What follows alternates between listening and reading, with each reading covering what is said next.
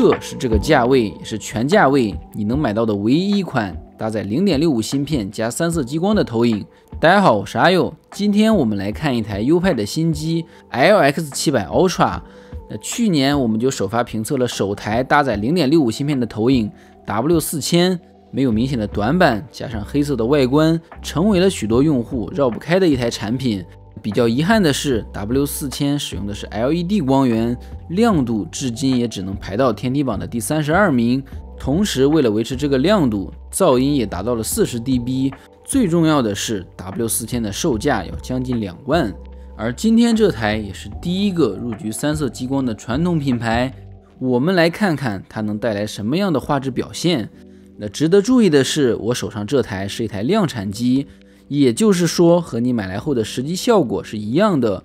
那今年我看到发烧圈讨论争议最大的2个型号，一个是超广角镜头并且支持了光学变焦的微大 C2 系，而另一个就是这台主打游戏加大芯片加3色的优派新机。小巧黑色专业的外观，可靠的品牌质量直接给到了3年的质保，加上还没有系统，可以说 LX700 Ultra 会更契合发烧友对产品的要求。除了依旧还保留了一对15瓦的喇叭，那很多人都想看这2台大热门做一个对比，不同亮度的产品对比起来误导会非常的大。那以亮的产品做曝光，暗的产品会直接黑到没法看。以暗的产品做曝光，亮的画面又会直接爆掉。那这就好比同样50尼特的画面，在不同环境的衬托下，会带来不同的视觉表现。那即使是2000尼特的亮度，无限比1的对比度，在更亮的衬托下，也会显得黯然失色。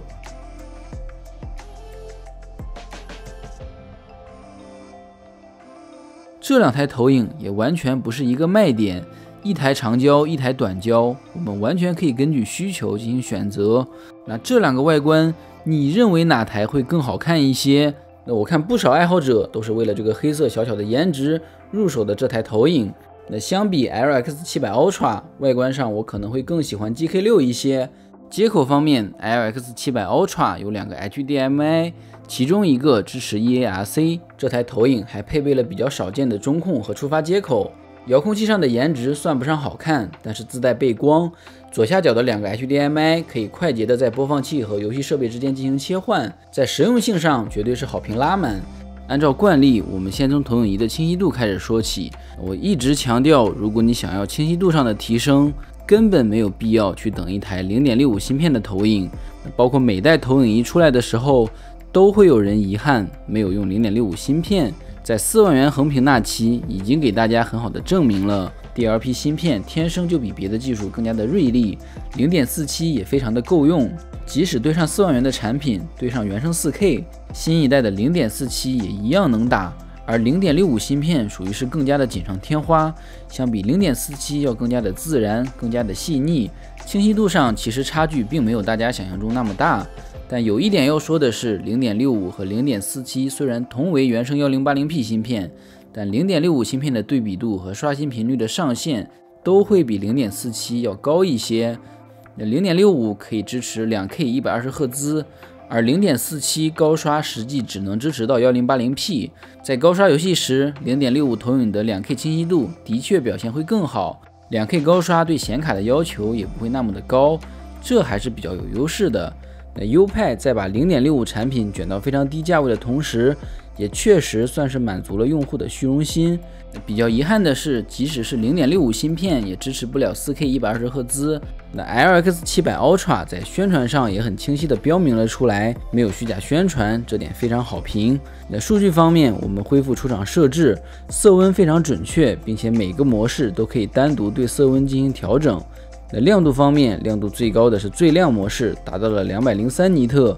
通过 Kaman 测试 ，SDR 颜色最准的模式为709，平均色差为 2.64， 最大色差为 13.79， 主要是洋红有些偏色。那好在投影机的调节功能都比较丰富，通过简单调节后，709模式的平均色差为 1.89。SDR 观影我会比较推荐使用709模式。那虽然这个模式在亮度方面表现不算很出众，天梯榜排名第32名，会略微比 W4000 高一些，大致接近 GK6 的水平。那这个亮度在投射140寸以内都是比较舒服的。检测到 HDR 信号后，投影也会自动的进行切换，对比度也是大芯片的优势。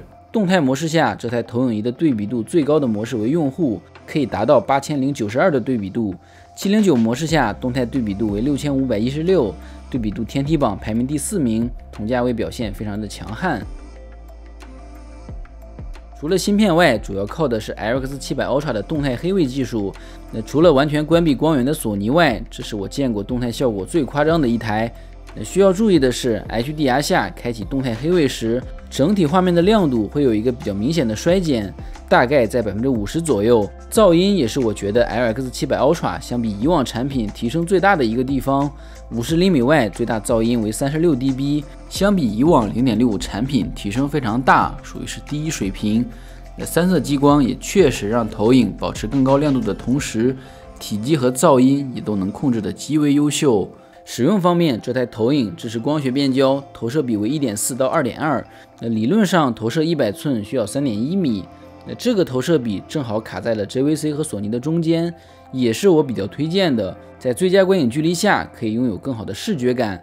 画面上，产品支持上下15度的垂直镜头位移，这会比不支持的产品要更加的方便一些。如果你不想使用任何的画面校正，吊装和正装产品的摆放高度需要在幕布的上下边框附近，手动变焦环在对焦调整时也会稍微麻烦一些，有一些影响画面的尺寸，这些都是你需要知道的。游戏方面才是这台投影仪的终极绝活。首先是延迟，可以拿我经常用来打游戏的 JVC 出来做一个简单的对比。默认模式下，这个差距就非常的明显。低延迟模式，两台机器也都有开启的条件。LX 700 Ultra 是要尽可能的关闭画面的校正算法，而 JVC 则是要关闭投影对画面的优化。相比之下，我觉得还是关闭校正更能让人接受。散斑色散方面，优派控制的还是不错的，尤其是在散斑方面，看了1周下来，基本上很少注意到散斑的问题。如果非要给现在的产品排个名， LX 700 Ultra 的表现绝对算得上是比较顶级的水平。理论上来说，画面越亮，纯色画面的散斑也会越明显，也算是托了这个亮度的福。那这个还是仅供辅助给你参考。这台 LX 700 Ultra 体验下来并没有给我太多的惊喜，我甚至会有一点怀疑，这真的是一台三色激光吗？直到我打开了2020模式，换回传统投影仪的影院模式，亮度没有那么的刺眼，颜色也比较舒适。在这个价位上能有一个比较耐看的画面也是挺不容易的。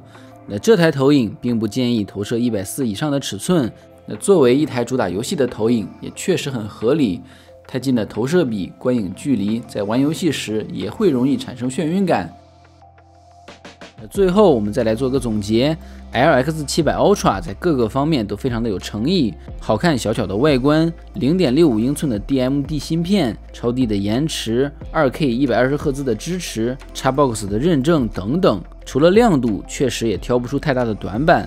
如果你需要一台专业的游戏投影，那这台优派 LX 700 Ultra 绝对是目前你绕不开的一台产品。OK， 那么以上就是本期视频的全部内容。如果对你有所帮助，可以帮我点赞转发。还想看什么机器，可以在评论区里留言。点赞最高的，也许就是我们下一期的素材。那么感谢各位的观看，我们下期再见。